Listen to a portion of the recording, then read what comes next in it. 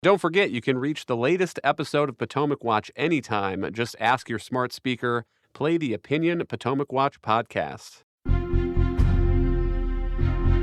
From the opinion pages of the Wall Street Journal, this is Potomac Watch. Welcome back. When we talk about the school choice movement winning the argument, there are a couple other things that I think bear mentioning. One of them is the studies of school choice and charters. There was a big one that was released in June by Stanford Center for Research on Education Outcomes. It tracked 2 million charter students in 29 states. And here was a piece of the judgment that said charter schools, quote, produce superior student gains despite enrolling a more challenging student population, unquote. And we recently got another study. There's an editorial in the Journal that explains it. I would encourage people to go read it. The headline is KIPP Gets Children into College, and it focuses on one of the largest charter networks in the U.S., the Knowledge is Power program, abbreviated as KIPP, K-I-P-P. And this is a study by the group Mathematica, and it says that the KIPP program, students who go through the KIPP program in both middle and high school were 18.9 percentage points more likely to graduate from a four-year college 5 years after finishing high school. And then, Bill, it goes on to say that if you extrapolate, that is a big enough effect to nearly close the degree completion gap for Hispanic students or entirely close the degree completion gap for Black students in the United States. And Bill, I think you don't have to trust this one study because there are other studies that back that up, including the Credo one that I mentioned. But I think that's part of what has been winning the argument is this pile of research that we keep adding to that shows that in many cases, for many students, these non-traditional schools end up teaching them more and getting better outcomes. Yes, exactly. The Credo study you mentioned is particularly important because it's the third such study of charter schools. And their first one, which is more than 10 years ago, I can't remember the year, but the first one found no difference between charters and the public schools. So that means that the charters have learned and improved much over the past 10 years, and a lot of progress have made. Look, it's partly common sense. Charters or Catholic schools through scholarship programs, they are schools chosen by the parents. The parents put their kids in there because they think that school has something for the kids that their own public school doesn't.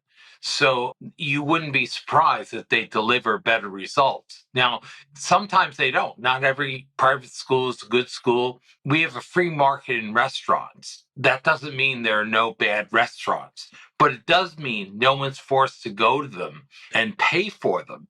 So it's a huge step forward. It introduces accountability. You know, the big problem is bad public schools, and our big urban centers have loads of them where a minority of students are reading and writing at grade level. They never go out of business. A bad charter school sooner or later goes out of business, like a bad private school. And that's part of the accountability. And that's why we want parents. I think I know my kids better than Kim or you do, but you and Kim know your kids better than I do. And what works for one might not work for the other. So you're trying to help them find what is the best fit. And you mentioned the non-traditional schools. The irony is many of these non-traditional schools teach a much more rigorous traditional curriculum that's kind of out of fashion in many of the public schools today. So parents know what works, they can see, and they want to put their kids where their kids will thrive. The other thing that I think has contributed to this argument are the continuing examples of amazing hypocrisy on school choice. And we got another one earlier this month. Local news in Chicago reported that Chicago Teachers Union president Stacy Davis Gates had begun sending one of her children to a Catholic school. And here is how she responded to CNN host Abby Phillips when asked why she did that. You've also said this, that school choice was the choice of racists. I think at the end of the day, people are asking here about whether the rhetoric matches your actions. What do you say to that? Well, I would say that if we understand the desegregation of schools post Brown v. the Board of Education, we also understand that school districts in the South in particular closed down entire school districts, offered money to families, white families, so they could get accepted into private schools. That is, in fact, the origin of school choice in America. Kim, what do you make of this? She also released a letter to her union siblings saying that the limited options on the city's south and west side forced us to send our son after years of attending a public school to a private high school so he could live out his dream of being a soccer player while also having a curriculum that can meet his social and emotional needs. And I don't begrudge any parent for making that choice. What I find hard to understand is making that choice while at the same time arguing that no one else should have that choice and that these programs should be cut down on and that they're racist, by the way. Right. And that's why her comment there that we listened to was nonsense. She didn't answer the point. I mean, if she wants to argue that the origin of school choice is racist, okay, you can make that argument if you want to. I don't buy it. I don't believe it. But you still haven't answered the question of why you then are therefore partaking in what she describes a racist institution by sending your child there. I mean, look, I think it's absolutely wonderful that she is choosing what is best for her son. What makes this really obnoxious is not just that she has decried school choice, but that this is a woman who is actively attempting to make sure that other parents in Chicago do not have the opportunity to take part in school choice, those who cannot afford that kind of private option on their own. The school that this woman is sending her child to, a Catholic school, reputedly costs about $16,000 a year. A lot of Chicago parents can't do that, but they're desperate to get their kids out of failing public schools. There is a program in Chicago called the Invest in Kids program. It funds about 9,000 scholarships a year for low income kids, but it's massively overbooked. There were 31,000 applications for it. The program is also due to sunset.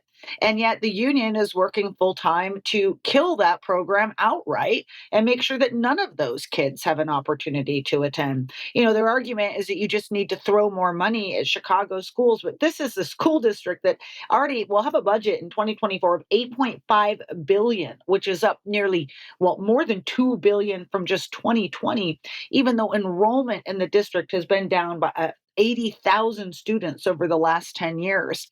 So I don't think that this is helping their cause. And yet, everywhere we look, you see more examples. It's one thing that put Roy Cooper in North Carolina on the back foot when it came out that he was sending his own child to a private school.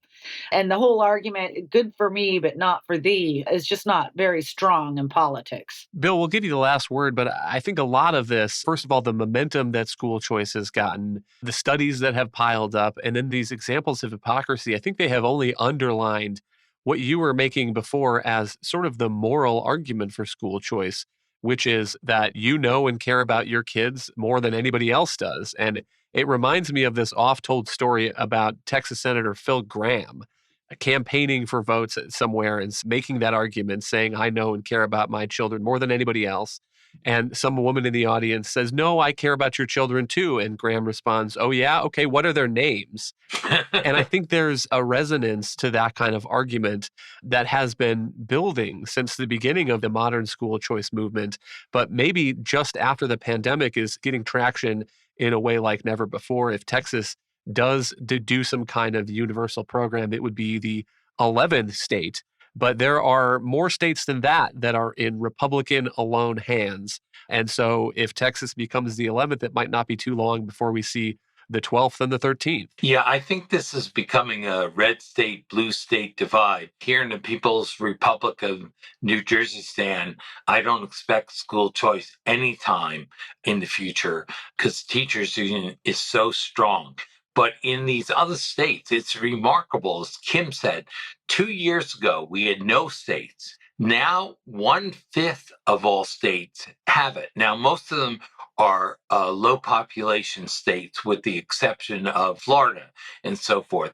But if Texas passes it, it'll be a big deal. And it seems to me that's one of the things making these states more attractive. I know people, relatives who are living in some of the states that have passed school choice. And believe me, it's a lifesaver for some of these kids. It's very attractive. And if people think back to, I think, the 2020 Republican convention, apart from Donald Trump, there was a big push for school choice and showing the different kinds of families that it was helping. I think that's a very powerful argument. And when you're faced with the hypocrisy of so many people that want choice for them but deny it to others, including President Biden, who went to Archmere Academy in Wilmington, a pricey Catholic school. I believe he sent his sons there. The tuition now I'm reading is $32,400. But again, he considers it a bad thing if other people have the same choice he did. And I think that's all coming together now. Thank you, Bill and Kim. Thank you all for listening. You can email us at pwpodcast@wsj.com. If you like the show, please hit that subscribe button, and we'll be back tomorrow with another edition of Potomac Watch.